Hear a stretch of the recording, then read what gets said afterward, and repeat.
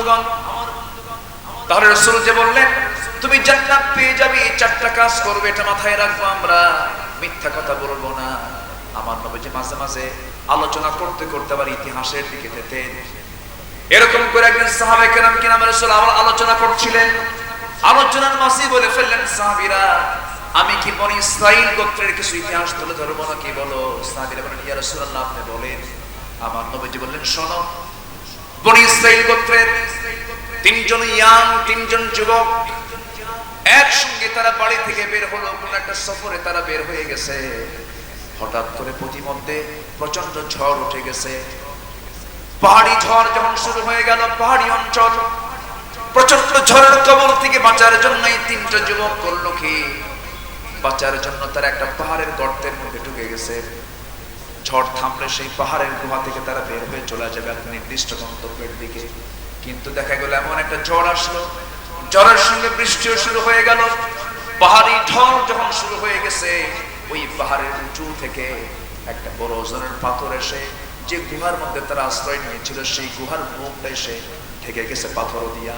বিশাল ওজনওয়ালা পাথর আটকে গেছে। তিন যুবক মুখটা শুকায় গেছে, দিলটা ভিতরে সন্ত্রস্ত হয়ে গেছে। এই তিনজন যুবক নিশ্চিত তারা বুঝে নিয়েছে আমাদের মৃত্যু ছাড়া কোনো গতি নাই, আমরা এখানেই মরে যাচ্ছি।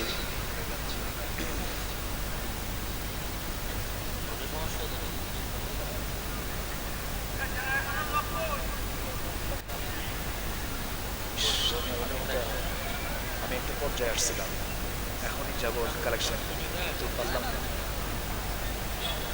এই ওঠেন কেন? সমস্যা হয়ে গেল চরম। শেষ করবো। হ্যাঁ আমি তো কেবল এটাই তো আমি চাচ্ছি। কই মেশিন চালু করছে?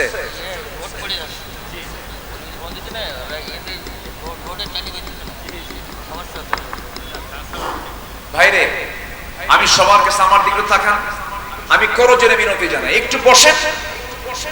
মাহফিলের বাগান আপনি যদি নষ্ট করেন, শৃঙ্খলা ভঙ্গের মামলা দুনিয়াতে নাই? শৃঙ্খলা ভঙ্গের মামলা দুনিয়াতে আছে না নাই? কোরআনের মাহফিল, এখানে ফেরেশতা আছে না নাই? আপনি ওঠার কারণে যদি শৃঙ্খলা ভঙ্গ যদি ফেরেশতারা মনে করে, যদি মামলা দেয় একটা, তাহলে কি করবে? কোরআনের মাহফিল, দয়া করে বসেন। একটা লোক উঠবে, বসেন। এই যে ভাই বাচ্চা নিয়ে বসেন, বসেন বসেন, একটা লোক উঠবে। আজকে বারবার বিদ্যুৎ একটু বিঘ্নিত হচ্ছে, আমার দিকে একটু তাকা। ওই তিনজন পাহাড়িয়া গর্তের মধ্যে অবস্থানরত যুবক, তারা চরম টেনশনে পড়ছে। সেই সময় মনে করতেছে আল্লাহ তুমি ছাড়া তো বাঁচার কেউ নাই, কেউ আমাদেরকে বাঁচাতে পারবে না। তোমার কাছে ফরিয়াদ করি আল্লাহ, এই বিপদ থেকে তুমি আল্লাহ আমাদেরকে বাঁচাও। এক যুবক দোয়া করে, আল্লাহ আমি জীবনে তেমন কোনো ভালো আমল করতে পারি না। দোয়া করার একটা সিস্টেম আছে, আমরা শেষে এসে দোয়া করব। আমাদের সবার জীবনে কিছু ভালো আমল আছে না নাই? আসতে বলবেন না, আছে না নাই? ভালো আমলের কথা মনে করে চাইবো কার কাছে? আল্লাহ। এই তিন আল্লাহর গোলাম, তিন দিকে তিনজন বসে গেছে, ডাকতেছে কাকে? জীবনটা দিয়েছেন কে? জীবনটা নিবেন কে? আবার রক্ষা করবেন কে? সে আল্লাহর কাছেই। এই তিনজন তিন দিক হয়ে আল্লাহর কাছে যাচ্ছে। এক যুবক বলে, আল্লাহ জীবনে কোনদিন আমানতের খেয়ানত করিনি, তার প্রমাণ হলো আল্লাহ আমার কাছে একজন লেবার কাজ করতে এসেছিল, সন্ধ্যা পর্যন্ত কাজ করে যায়। আমি তাকে পেমেন্টটা দিতে নিয়ে ভুলে গেছি, দিতে পারি নাই, সে টাকা না নিয়ে চলে যায়। বহুদিন তার খোঁজ নাই। সেই লেবারের পারিশ্রমিক টাকাটা আমি ফেলে রাখি নাই, এটা দিয়ে একটা ছাগল কিনেছিলাম, ছাগল পাল হয়েছিল। সে অনেকদিন পর আমার সঙ্গে যখন দেখা করতে আসলো, আমি তাকে তার টাকাটা না দিয়া, তার ওই টাকা দিয়ে অর্জিত একটা ছাগল পাল আমি তার কাছে আমার স্বরূপ ফেরত দিয়ে দিয়েছি। আল্লাহ তুমি এই বিপদ থেকে আমাদেরকে বাঁচাও। দোয়ার সঙ্গে সঙ্গে কবুল হয়ে গেছি। পাহাড়ের সেই গুহার মুখ থেকে একটু পাথরটা সরে গেছে। আর একজন দোয়া করে, আল্লাহ জীবনে তেমন কোনো আমল করতে পারি নাই, তোমার কাছে এই ফরিয়াদ যোগ্য করে কোন এক রাতের আধারে আমি অনেক রাত্রে বাড়িতে আসলাম। আমার স্ত্রী আমার সেবা শুশ্রূষা করলো এবং আমার সামনে এক গ্লাস দুধের গ্লাস আমার সামনে দিয়ে বললো, তুমি দুধটা খাও। আমার বাচ্চাও দুধ খাওয়ার জন্য বারবার কান্নাকাটি করে, আমি নিজেও খেলাম না। বাচ্চাদেরকেও খাওয়ালাম না। আমার মনে হয়ে গেছে বুড়া মায়ের কথা। বুড়া মায়ের ঘরে গিয়ে দেখি মা আমার ঘুমন্ত অবস্থায়। আমি আমার মার পাশে দাঁড়িয়ে থাকলাম, মাকে ডাক দিলাম না। মা যখন ঘুম থেকে স্বেচ্ছায় যখন জেগে গেছে, বললাম মা তোমার জন্য এক গ্লাস দুধ আমি রেখে দিয়েছি, তুমি এটা খাও। আমি সেই দিন নিজে না পান করে সন্তানকে না পান করায় দিয়ে আমার সেই খেদমতের চেষ্টা করেছি। আল্লাহ এই বিপদ থেকে তুমি আল্লাহ আমাকে বাঁচাও। পাহাড়ের ওই মুখ থেকে, ওই গুহার মুখ থেকে আরেকটু ওই পাথরটা একটু সরে গেছে, আরেকটু সরে যখন চলে গেছে, আর একটু বাদ আছে। এমন সময় আরেকজন যুবক আল্লাহর কাছে প্রার্থনা করে, আল্লাহ জীবনে তেমন কোন আমল করতে পারি নাই, তবে কোন এক রাতের আধারে আমার এক চাচাতো বোনের ঘরের মধ্যে আমি ঢুকেছিলাম। তার সঙ্গে আমার একটা সম্পর্ক ছিল। আমি যখন তার দেহের উপরে আমি যখন বসেছি, দুই নিতম্বের মাঝখানে বসেছি, জেনার জন্য আমি প্রস্তুতি নিচ্ছিলাম।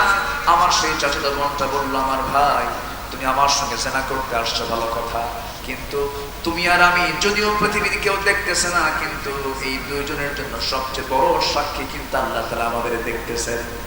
সঙ্গে সঙ্গে আল্লাহ তোমার কথা মনে করি জেনার কাছে যাই নাই। নিজেকে চরিত্র ঠিক রেখে আমি প্রস্তুত করে আমি সেই জায়গা থেকে বের হয়ে এসেছি। আল্লাহ তোমার ভয়ে বিপদ থেকে তুমি আল্লাহ আমাদেরকে বাঁচাও।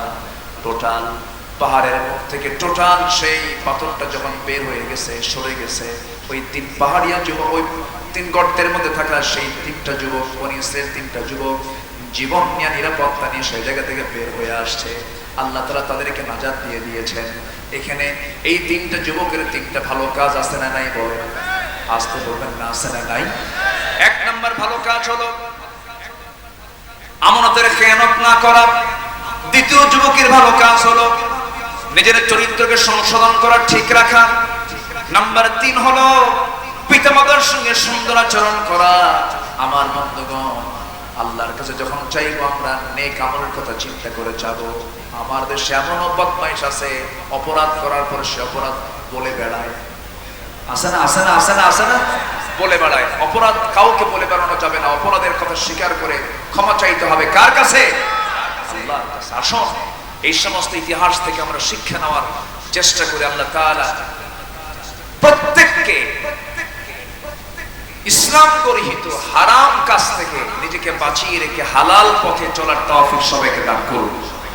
ঈমান এনেছি, ঈমানের উপরে টিকে থাকার তৌফিক সবাইকে দান করুন। আমি সবার কাছে আরেকটা বিষয় শুনতে চাই। যারা আসছি, জুমার নামাজ সবাই পড়ছি না? আসর নামাজ সহ বাকি জীবনের নামাজ ছাড়বো না। কারা কারা একটু হাত তুলে দেখান, জোরে বলি ইয়া আল্লাহ। আমাদেরকে 5 ওয়াক্ত সালাত আদায় করার তৌফিক তুমি আল্লাহ দিয়া দাও। জোরে বলি আমিন, আরো জোরে আমিন। হাত নামান, একটা লোক উঠবেন না। আমি খুবই আপনাদের শিষ্টাচারের দিকে আমি খুবই প্লিজড। আমি আপনাদের শেষের দিকে তাকিয়ে আমি লক্ষ্য করছি আপনারা অত্যন্ত বিনয়ী মানুষ। আমরা দোয়ার দিকে যাব, দোয়া হবে, এরপর আজান হবে, নামাজ হবে। একটা লোক আমরা উঠবো না। শুধু মাহফিল কমিটির একটা আরজি, আমাকে অনেক আগে বলেছেন তারা, কিন্তু আমি বলিনি কেন? বলার যখনই আমি পর্যায়ে যাই তখনই বিদ্যুৎ যায়।